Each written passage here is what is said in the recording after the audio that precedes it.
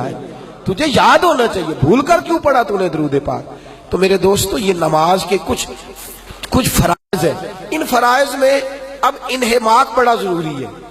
قیام جو بندہ کر رہا ہے، اگر آپ ناراض نہ ہو تو میں نے بڑے بڑے ذی علم کہلانے والے، اور اگر اور ناراض نہ ہو تو بڑی بڑی اونچی گدیوں پر برا جمال لوگوں کو دیکھا ہے، نماز میں ہاتھ باندھنے کا سلیقہ نہیں آتا، لیکن چونکہ پیر صاحب کو چھیڑ کے کسی شخص نے مار تو کھانی نہیں کہ اب جا کے مسئلہ بتائے، اور بتا بھی لیا تو ایسا نہ ہو وہ کہے تینوں کی پتہ ہے میں کو معرفت والا کام پیا کرنا۔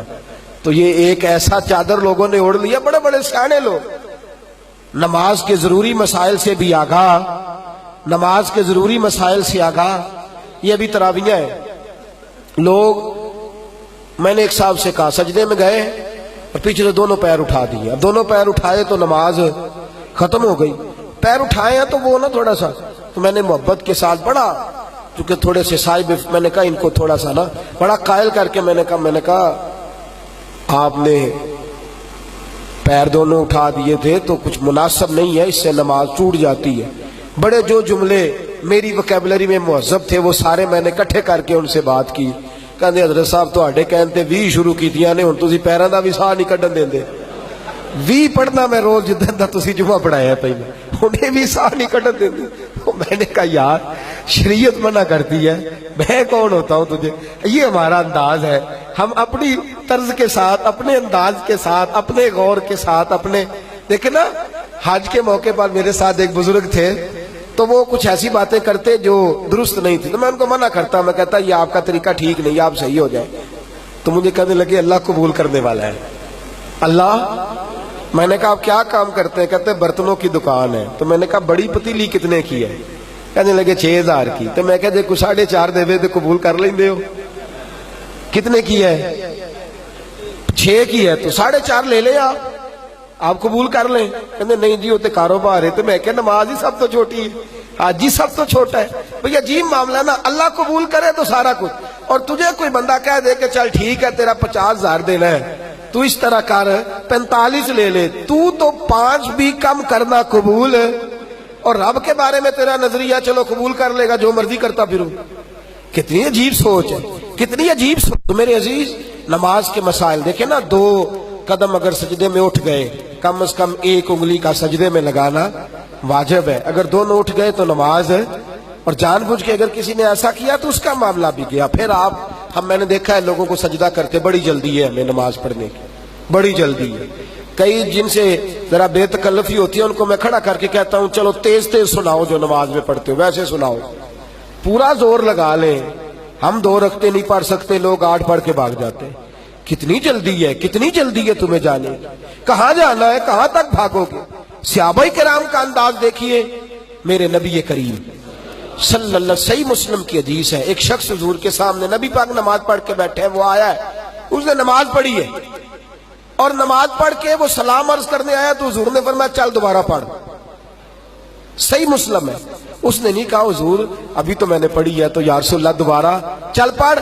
صحابہ کی زندگی کا مقصد ایک ہی تھا کہ جو مصطفیٰ کی زبان سے نکل جائے ہم نے کر گزرنا ہے، اس میں یہ نہیں کہنا لا تو لا اللہ کیسے کس طرح، دوبارہ پڑھ لی۔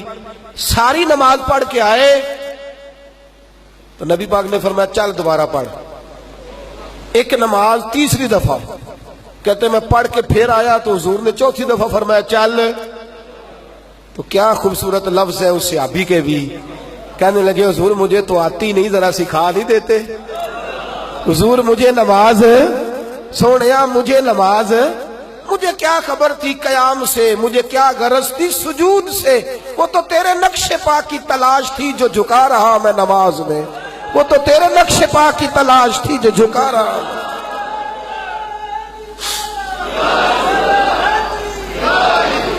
حضور میں نے ایک دفعہ نا ایک حدیث پاک بیان کی، سلو کما رأیتمونی اصلی، حضور نے فرمایا نماز اس طرح پڑھو جس طرح میں پڑھتا ہوں، اس طرح پڑھو جس طرح۔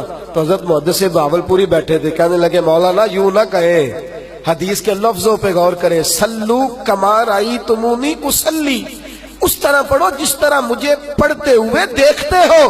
فرمایا جیسی نماز مصطفیٰ نے پڑھی ہے کوئی پڑھ سکتا ہی نہیں، کوئی ویسی نماز ادا کر سکتا کر ہی نہیں سکتا. قد نرا تقلب وجهك فی السماء. باقیوں کو آسمان کی طرف دیکھنا منع ہے، لیکن حبیب دیکھے تو اللہ فرماتا ہے محبوب دیکھتا رہے، تو دیکھتا ہے تو میں تجھے دیکھتا ہوں، تو مجھے دیکھتا ہے تو میں.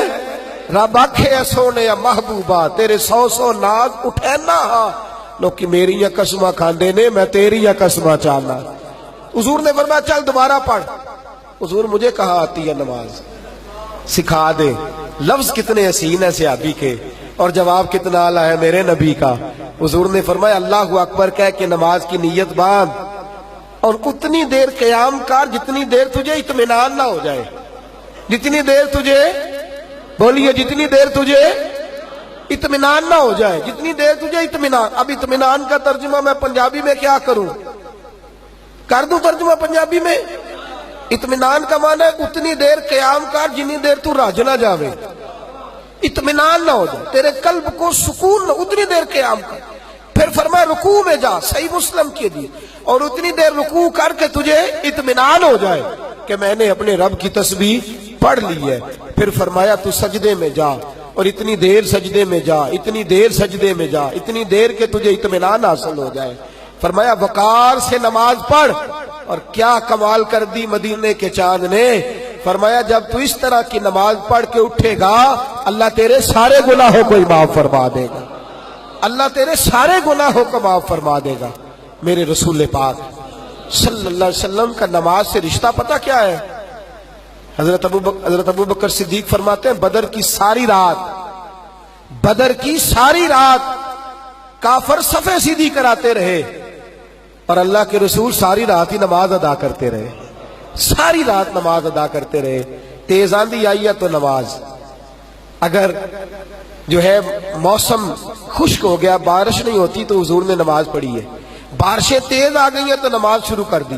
سورج گرہن چین گرہن ہو گیا تو نماز شروع کر دی. اگر بہت سارا قحط آ گیا تو بھی نماز. ہمارے ہاں کہاں نماز استسقاء کا رواج رہا ہے، کہاں ہمارے ہاں نماز توبہ کا رواج رہا ہے. ہم تو اندر بیٹھ کے تبصرے کرتے ہیں، ہم تو محکمہ موسمیات کو دیکھتے ہیں. ہمارے ہاں کہاں وہ لذتیں خاص نہیں ہیں جو میرے رسول پاک صلی اللہ علیہ وسلم کی نماز کے ساتھ لذات تھی. عبادت کا سرور، عبادت کا کیف، نماز نعمت ہے.